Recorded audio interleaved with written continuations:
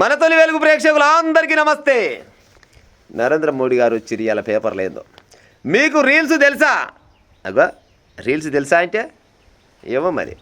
మీలో ఎంతమంది ఇన్స్టాగ్రామ్లో ఉన్నారు? ఏమో మరి ఎంతమంది.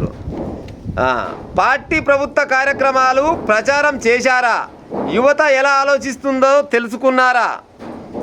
జంజీ తరం మనకు పూర్తిగా వ్యతిరేకంగా లేరు. పశ్చిమ బెంగాల్లో పార్టీకి పట్టం కట్టింది కూడా జంజీ వాళ్ళే. ఇంకా యువతను తృప్తిపరిచేందుకు ఏం చేయాలో కార్యాచరణ ప్రణాళికను రూపొందించండి. వారి ఆలోచనలకు తగ్గట్టుగా పనితీరు మార్చుకోండి, లేకపోతే మిమ్మల్నే మార్చే ప్రయత్నం అయితే చేస్తా అని ఎవరిని అంటున్నంటే కేంద్ర మంత్రులకు ప్రధానమంత్రి నరేంద్ర మోడీ క్లాస్ వీకిండట నిన్న. ఇంకా ఈసారి క్యాబినెట్ విస్తరణలో యువతకు పెద్దపీట, జేడీయూ టీడీపీలకు అదనపు శాఖలు. యువతకంట పెద్దపీట అంట. మరి ఇదంతా ఏమకరకేస్తుంది ఇప్పుడు? అదేదో పార్టీ వచ్చే కదా, కాక్రోజ్ జనతా పార్టీ.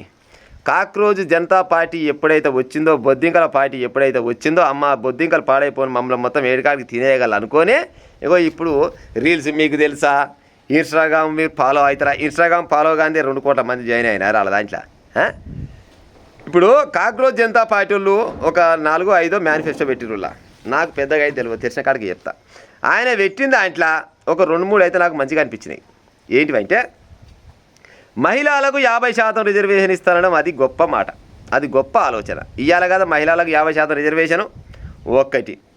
మళ్ళీ పోతే ఎవరైతే ఎమ్మెల్యే ఒక పార్టీలో గెలుస్తాడో ఆ గెలిచిన ఎమ్మెల్యే అదే పార్టీలో ఉండాలి. కర్మజాలి పార్టీ కనుక మారితే 20 సంవత్సరాలు ఆయన మళ్ళీ ఏడ పోటీ చేయకుండా ఒక చట్టం తీసుకొస్తామని చెప్పారు. అది ఎంత గొప్ప ముచ్చట నరేంద్ర మోడీ గారు. ఎవరైతే ఎమ్మెల్యే గెలవడం కోసం కార్యకర్తలు ఎన్ని రకాల ఇబ్బందులు పడతారు, ఎంతమంది ఇక అంటే బాగుండదు. కానీ కాళ్ళు మొక్కి వాళ్ళని గెలిపిస్తే అధికారంలో మా పార్టీ లేదు కదా, నేనైతే గెలవడైతే గెలిచిన ఈ ఓడిపోయిన పార్టీలో నేనేడా ఉంటా, నేను కూడా అధికార పార్టీకి పోతాని మారే కొంతమంది స్వార్థ రాజకీయ నాయకులు ఉంటారు కదా, గసంటోళ్లకు చెంపపెట్టు అన్నట్టు లెక్క. మరి గసంటోళ్ళు మారకుండా ఉంటాను, ఒక చట్టం కావాలి. మరి నువ్వు రాదేమా? నువ్వు గసంటితో చట్టం చేస్తే బాగానే ఉంటుందిగా, నిన్ను కూడా మెచ్చుకుంటారు.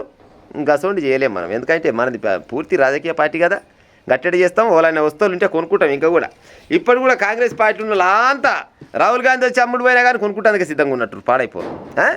మళ్ళీ ఇంకోటి, ఎవరైతే ఏది సుప్రీంకోర్టులో ఉన్న జడ్జీలు పెద్ద పెద్ద న్యాయవాదులు వాళ్ళు ఉంటారు కదా, తీర్పులు చెప్తారు. గాళ్ళకు రాజ్యసభకు మీకు టికెట్ అయితే ఇవ్వం, రాజ్యసభలకు మేము పంపించమని అన్నాడు. పంపించమని అంటే అర్థమైంది, వాళ్ళకు నచ్చినట్టు అంటే వాళ్ళకి ఇష్టం వచ్చినట్టు మీకు నచ్చినట్టు తీర్పులు చెప్తే వాళ్ళకు మీరు ఇచ్చిరు కదా గతంలో కొంతమందికి పదవులు, గసవంటి పదవులు నేను ఇయ్యను అని అన్నాడు. మంచి మాటే కదా. అంటే మంచి చెప్తే ఈ పెద్ద మనిషికి నచ్చనట్టు పాడైపోను. మంచి చెప్తే నచ్చదు, అది నచ్చదు. ఎవడైతే వీళ్ళు తప్పు చేస్తుంటే చెప్తారో ఆడు నచ్చదు, దాని లోపల గుంజుకపోయి లోపడేయర్రా. ఇగో వీళ్ళకి క్లియర్గా చెప్తారట, అమెరికాలో ఉన్నా చంపేస్తామని చెప్తారట. ఆయన పేరు దీప్కే అంటే ఆయననే, నువ్వు అమెరికాలో ఉన్నా కానీ నిన్ను చంపేస్తాం పక్క. ఇంకా క్లియర్గా చెప్పిండు. కాక్రోజ్ జనతా పార్టీ ఖాతా మూసివేసి బీజేపీలో చేరకపోతే నిన్ను చంపేస్తామని చెప్తురట. అంటే గిసుంటోళ్ళు మంచోళ్ళు అన్నట్టు లెక్క. ఈ కాక్రోజ్ జనతా పార్టీ ఆయన మీ అయ్యమ్మ ఏడముంటారో మీ తల్లిదండ్రులు ఏడముంటారో మాకు అంతేరికే, వాళ్ళు బతకాలంటే నువ్వు మర్యాదగా ఆ పార్టీ మొత్తం దుగ్నం బంద్ చేసి మర్యాదగా మా పార్టీలో చేరితే చేరు, లేకపోతే దుగ్నం బంద్ చేయని చెప్తురట. గిది ఇలా ముచ్చట. ఇది న్యాయమేనా ప్రజలారా చెప్పురి? దమ్ముంటే మీరు వాళ్ళకంటే ఎక్కువ అభివృద్ధి చేసే ఉపాయం చేయరు, అంతకంటే మంచి మేనిఫెస్టో రిలీజ్ చేయరు, జనాలు మిమ్మల్ని కూడా ఆదరిస్తారు. 10-12 ఏళ్ళ నుంచి ఏం చేసినట్టు? వెలిగిపోతుంది భారతదేశం, వెలిగిపోతుంది భారతదేశం. ఏడంగా వెలిగిపోతుంది అయ్యా భారతదేశమా? రోజు కింద పెట్రోల్ పెరిగితేనే ఉంది, మళ్ళీ ఇవాళ కూడా పెరిగింది పాడే పెట్రోల్ ధర. అదేంటంటే అక్కడ ఎక్కడో పశ్చిమాసియా దేశాల పంచాయతీలు మన కాడ పెరిగింది. మరి అక్కడ లాభాలు వచ్చినప్పుడు మనకేమైనా తగ్గిందా? తగ్గదు.